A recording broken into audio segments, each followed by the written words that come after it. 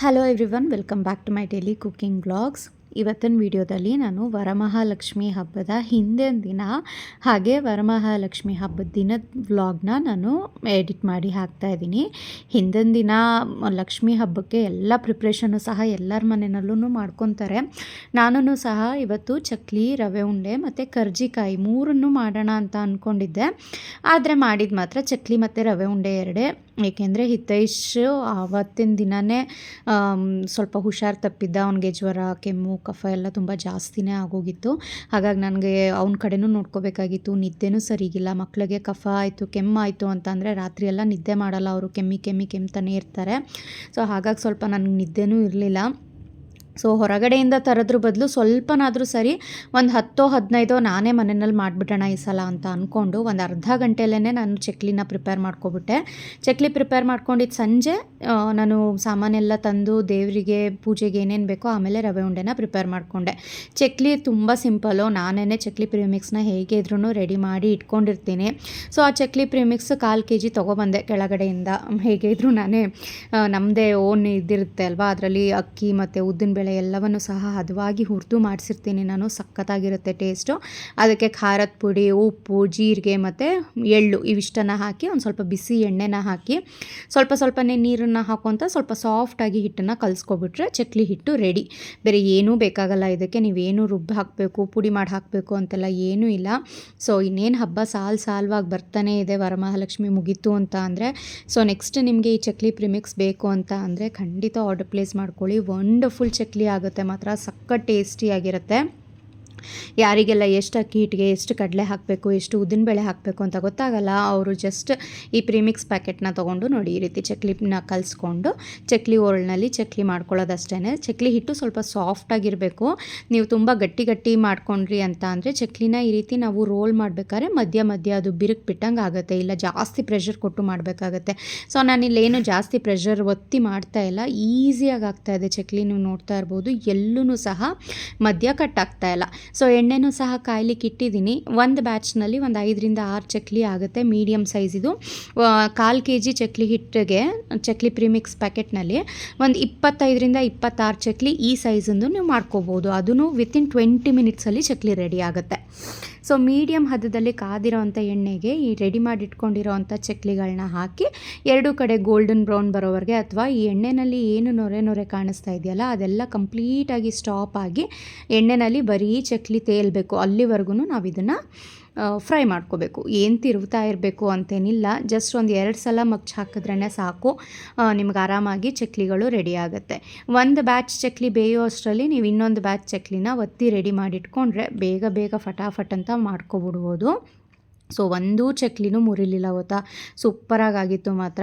And ಈ ರೀತಿ ಅಗಲವಾಗಿರೋವಂಥ ಪ್ಯಾನ್ನ almost ಎಲ್ಲರೂ ಯೂಸ್ ಮಾಡಿ ಚೆನ್ನಾಗಾಗುತ್ತೆ. ಒಂದ್ರ ಮೇಲೆ ಒಂದು ಚಕ್ಲಿ ಕೂರಲ್ಲ ಆವಾಗ, ಅಗಲವಾಗಿರುತ್ತೆ ಅಲ್ವಾ. ಸೊ ನಾವು ಒಂದು 5-6 ಆ ರೀತಿ ಚಕ್ಲಿ ಈ ಸೈಜಿಂದು ಮಾಡ್ಕೋಬೋದು. ಸೊ ನೋಡಿ ಇಲ್ಲಿ ಚಕ್ಲಿ, ಈ ಒಂದು ಬ್ಯಾಚ್ ಚಕ್ಲಿ ಬೇಯೋದಕ್ಕೆ ಸುಮಾರು ಒಂದು 4-5 ನಿಮಿಷ ತೊಗೊಳುತ್ತೆ. ನಾನು ತುಂಬ ಏನು ಹೈ ಫ್ಲೇಮ್ ಇಟ್ಟಿಲ್ಲ, ಏಕೆಂದರೆ ಇದು ಕಾಸ್ಟ್ ಐರನ್ ಆಗಿರೋದ್ರಿಂದ ತುಂಬ ಬಿಸಿ ಬಂದುಬಿಡುತ್ತೆ. ಹಾಗಾಗಿ ಮೀಡಿಯಮ್ ಟು ಹೈ ಫ್ಲೇಮ್ ಮಧ್ಯದಲ್ಲಿ ಇಟ್ಕೊಂಡು ನಾನು ಹದವಾಗಿ ಬೇಯಿಸ್ಕೊಂಡಿದ್ದೀನಿ. ಒಂದು ಬ್ಯಾಚ್ ಚಕ್ಲಿ ರೆಡಿ ಆಗ್ತಾಯಿದ್ದ ಹಾಗೆಯೇ ನಾವು ಒತ್ತಿಟ್ಕೊಂಡಿದ್ನಲ್ಲ ಅದೇ ರೀತಿ ಇನ್ನೊಂದು ಬ್ಯಾಚ್ ಚಕ್ಲಿನೂ ಸಹ ರೆಡಿ ಮಾಡಿ ಇಟ್ಕೊಂಡೆ. ವಿತಿನ್ 20 ಮಿನಿಟ್ಸ್ ನಾನು ಚಕ್ಲಿ ರೆಡಿ ಮಾಡ್ಕೊಬಿಟ್ಟೆ. ತುಂಬಾ ಸುಲಭವಾಗುತ್ತೆ. ನೆಕ್ಸ್ಟು ಗೌರಿ ಗಣೇಶ ಹಬ್ಬಕ್ಕೆ ಖಂಡಿತ ಪ್ರಿಪೇರ್ ಮಾಡಿ. ಚಕ್ಲಿ ಸಖತ್ತಾಗುತ್ತೆ ಮಾತ್ರ. ನಿಮಗೆ ಈ ಕಲರ್ ಬೇಡ, ವೈಟ್ ಕಲರ್ ಬೇಕು ಚಕ್ಲಿ ಅಂತ ಅಂದರೆ ಖಾರದ ಪುಡಿ ಬದಲು ನೀವು ಪೆಪ್ಪರ್ ಪೌಡರ್, ಕಾಳು ಮೆಣಸಿನ ಪುಡಿ ಹಾಕ್ಕೊಂಡ್ರೆ ವೈಟ್ ಕಲರಿಗೆ ಬರುತ್ತೆ. ಅಥವಾ ನಿಮಗೆ ರೌಂಡಾಗಿ ಮಾಡೋಕ್ಕೆ ಬರಲ್ಲ ಅಂತ ಅಂದಾಗ ಡೈರೆಕ್ಟಾಗಿ ನೀವು ಎಣ್ಣೆ ಒಳಗೇ ಕರೆದಿಟ್ಕೊಬಿಟ್ರೆ ಬೆಣ್ಣೆ ಮುರುಕು ಥರ ಆಗುತ್ತೆ. ಟೇಸ್ಟ್ ಸಖತ್ತಾಗಿರುತ್ತೆ. ಚಕ್ಲಿ ಎಲ್ಲ ಮಾಡಿಟ್ಬಿಟ್ಟು ನಾನು ಸ್ವಲ್ಪ ಮಾರ್ಕೆಟಿಗೆ ಹೋಗಿ ಬಂದೆ. 4 ಗಂಟೆಗೆ ಹೋದವಳು 6 ಗಂಟೆಗೆ ಬಂದಿದ್ದೀನಿ. ಸೊ ಹಬ್ಬದ ಏನು ಶಾಪಿಂಗ್ ಇರುತ್ತೆ ಅಲ್ವಾ, ತುಂಬ ಏನು ಶಾಪಿಂಗ್ ಅಂತ ನಾನು ಈ ಸಲ ತುಂಬ ಆಡಂಬರವಾಗಿ ನಾನೇನು ಮಾಡಲಿಲ್ಲ. ಹಬ್ಬ ಸಿಂಪಲ್ಲಾಗಿ ದೇವ್ರ ಮನೆಯಲ್ಲೇ ಲಕ್ಷ್ಮಿ ಕೂರಿಸಿದ್ದೆ ನಾನು.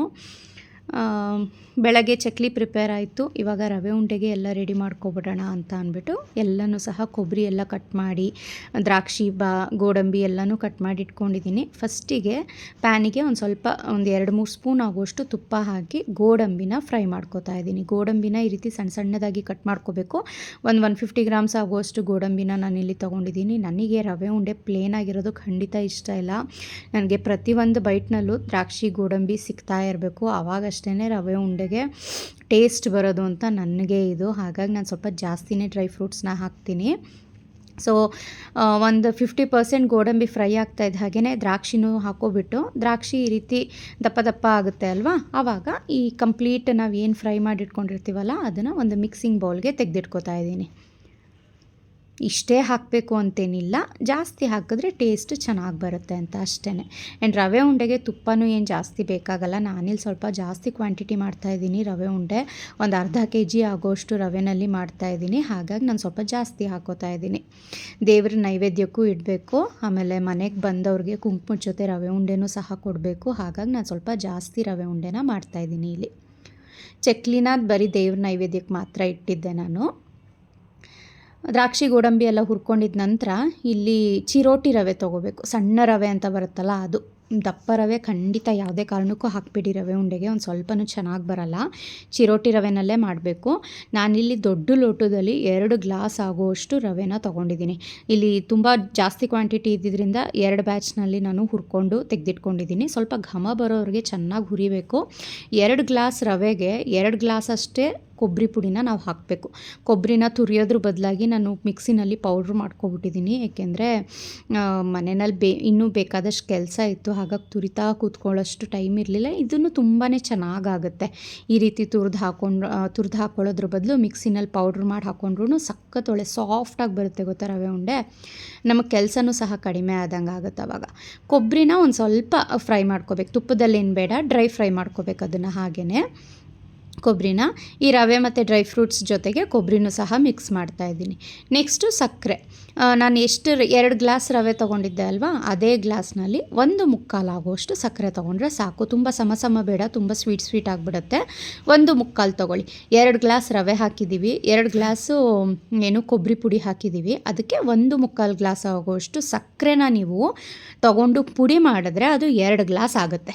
ಪುಡಿ ಮಾಡಿದಾಗ ಸ್ವಲ್ಪ ಜಾಸ್ತಿ ಆಗುತ್ತಲ್ವ, ಹಾಗಾಗಿ ಅದು 2 ಗ್ಲಾಸಿಗೆ ಕರೆಕ್ಟಾಗಿ ಬರುತ್ತೆ. ಇವಾಗ ಈ ಸಕ್ಕರೆ ಪುಡಿನೂ ಸಹ ಈ ಬಿಸಿಯಾಗಿರೋವಂಥ ಮಿಶ್ರಣಕ್ಕೆ ಮಿಕ್ಸ್ ಮಾಡಿಬಿಟ್ಟು 2 ಟೀ ಚಮಚ ಆಗೋಷ್ಟು ಏಲಕ್ಕಿ ಪುಡಿನ ಹಾಕಿ ನೀಟಾಗಿ ಮಿಕ್ಸ್ ಮಾಡಿ ಇಟ್ಕೋತಾ ಇದ್ದೀನಿ.